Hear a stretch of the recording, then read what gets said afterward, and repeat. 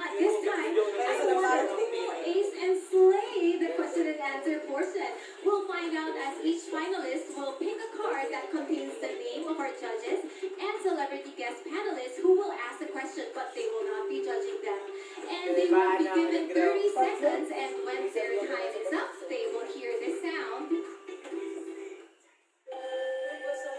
And adding more spice and flavor to this round, we have invited celebrity guest panelists, and their names are on this table as well. If the finalist picks his or her name, we will connect via Zoom for the all-important question.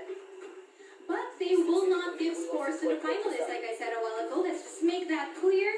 They're joining us for the global-wide interactivity we could achieve through the digital medium. Sounds great, so let's get started with this round, beginning with our first finalist, Binibining 3.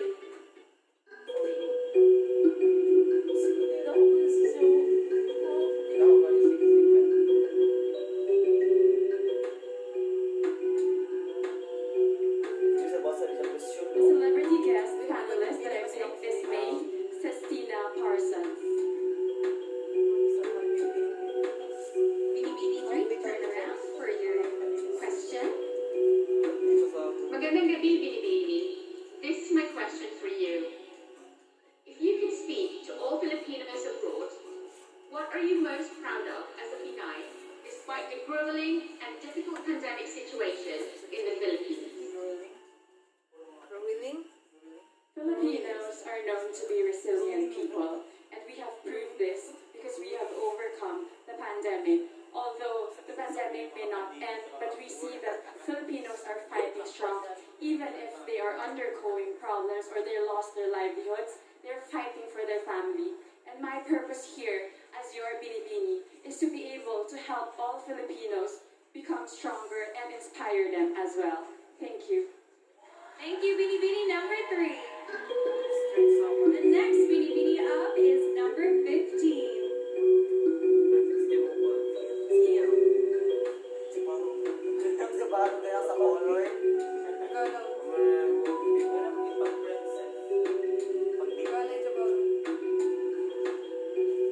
Celebrity guest panelist, Mr. Boy Abuda. Please turn back to the screen to see your question. Good evening. And this is your question. Ngayon, madalas natin narinig na it's okay not to be okay. My question is, when is it okay not to be okay? And when is it not okay to be not okay?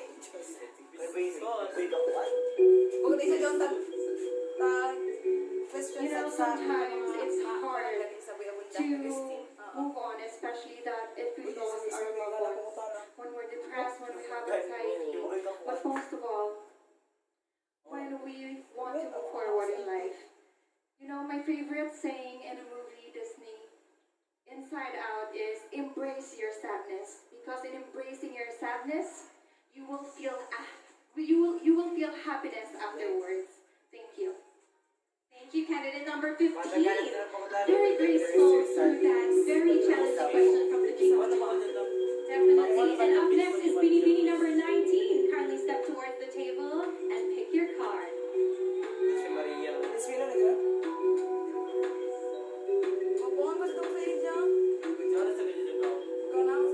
My judge is Miss Maria Garcia. Good evening, Binibini. Good evening. My question is, in what ways can a female public servant or politician can be more effective than a male politician? Well, I really understand that all of us are doing our best to give the best service to everyone.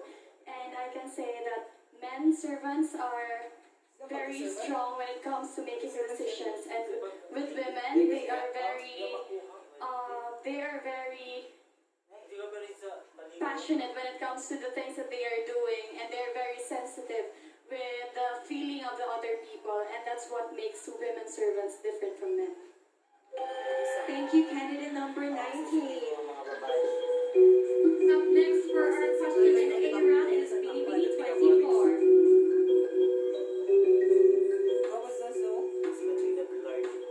It is not an easy position to be in.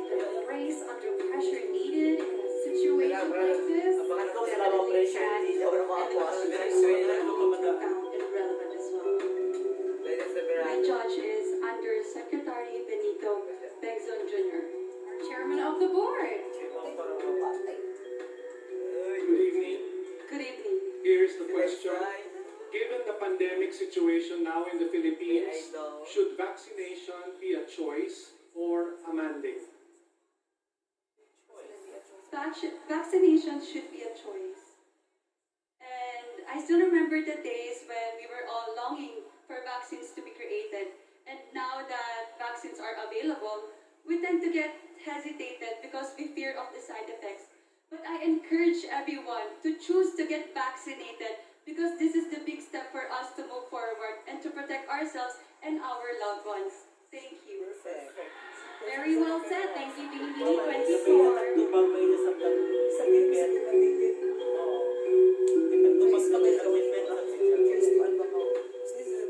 Next up, we have our Binibini in the flaming red-orange dress, Giela Liman.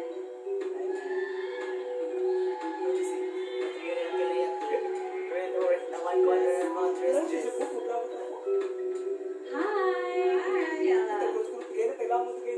I have chosen Mr. Enrique Hill. Good evening, Binibini. Good evening, sir. Hi. Your question is, what are your thoughts about romantic relationships which began and developed on social media during the pandemic lockdown? To be completely honest, there is nothing wrong with loving relationships that comes from social media because as we all know, we have harnessed the power of social media and this is something that we should celebrate because love knows no time, love knows no place. Even on social media, we can meet someone and we can be in love. Thank you. Thank you so much, Graciela. And the last from this batch, we have Binibini number 7.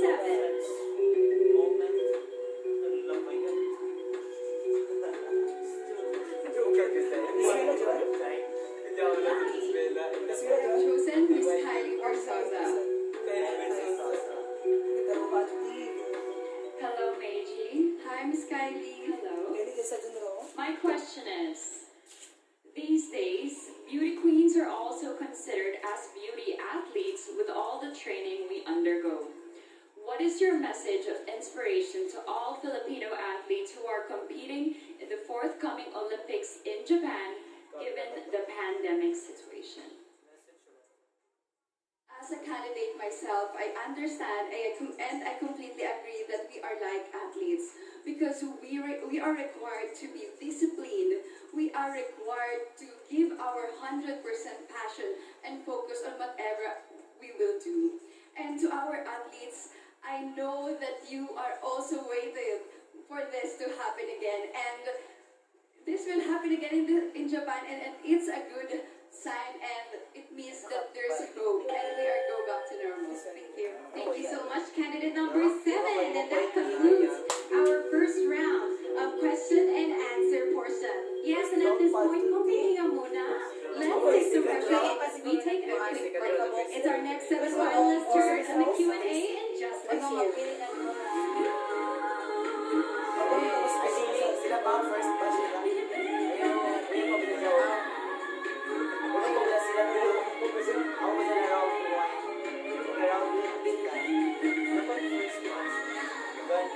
This is what my Please to pick a card. Earlier, I could feel you just itching to pick your own spin on those questions. Pero I think it's a given naman for us Q&A nerds, diba? But the ladies did an exceptional job despite the difficult question. Yes, we are very proud mentors right now. Okay, so let's hope our remaining finalists enjoy and relish this competition as much as we do. Let's proceed with Binibini 23 from Albay, Jasmine Dimabulangan. round 2 na. Round 2 na. Hindi mo nila batch 2. This is Trinity Salves. Celebrity guest finalist, Congresswoman Vilma Santos Recto. Kindly turn to your pass. This is my question. So much has happened to us in the course of a year. When we emerge from this crisis, what positive change do you foresee happening to humanity in general?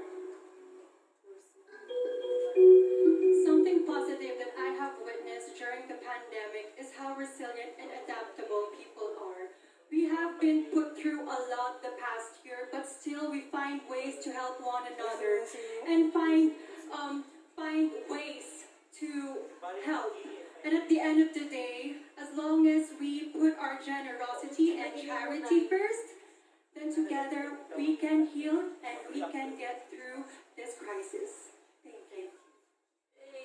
Thank you very much, candidate number 23. Up next, we have candidate number 1, Samantha Panlilio.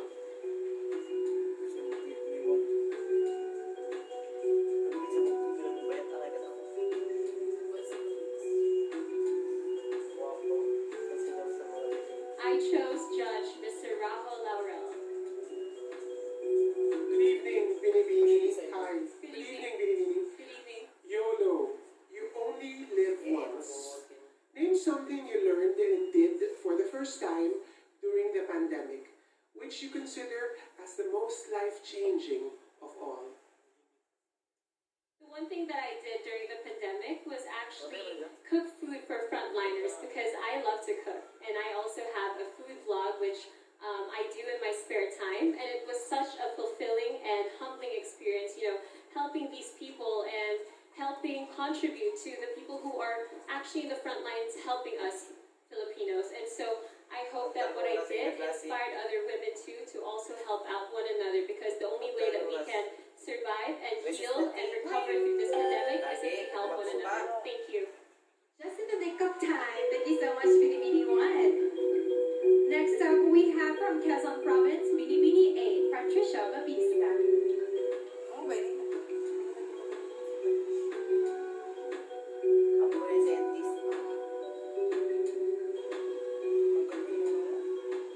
My question will be coming from Miss Liza Soberan. Hi, good evening, Patricia. So my question for you is, fake news, bashing, rants, and the like are abound on social media. Why do you think they should not be part of the new beautiful, even if they encourage social interactions on this platform? Social media is such a beautiful technology that has given us, but there is always limitations. So I hope that in social media, we will create a space where there is no hate. Thank you. Thank you, Patricia. Up next, we have Binibini number 25, Honey Grace Cartasano. Please pick your card.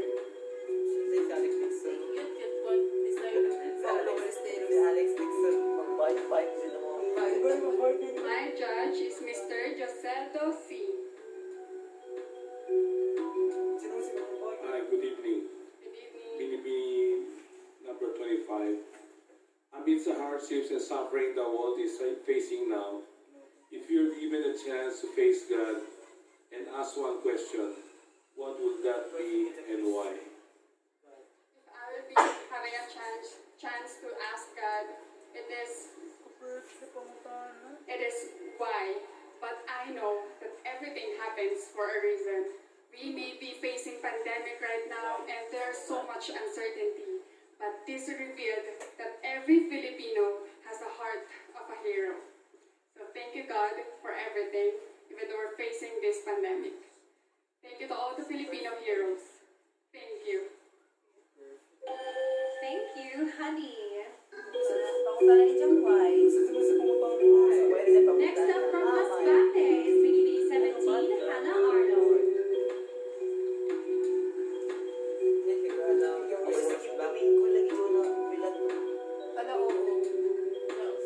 My judge is Miss Pinky Webb.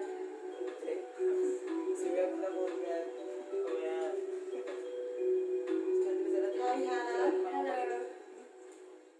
Given the reach and power of social media, do you believe that genuine freedom of speech exists in the Philippines nowadays? Why or why not? First of all, freedom of speech is a basic human right that we all must remember. And it is important for our democracy. And with our upcoming election, we definitely need free speech. For example, on Twitter, we are limited to few characters, and what I have seen from these tweets has been powerful and has helped me think about who I would like to vote for in the upcoming election. Thank you. Thank you, Binibining number 17, Hannah Arnold. Next up, we have Binibining number 10, Maureen Montaigne.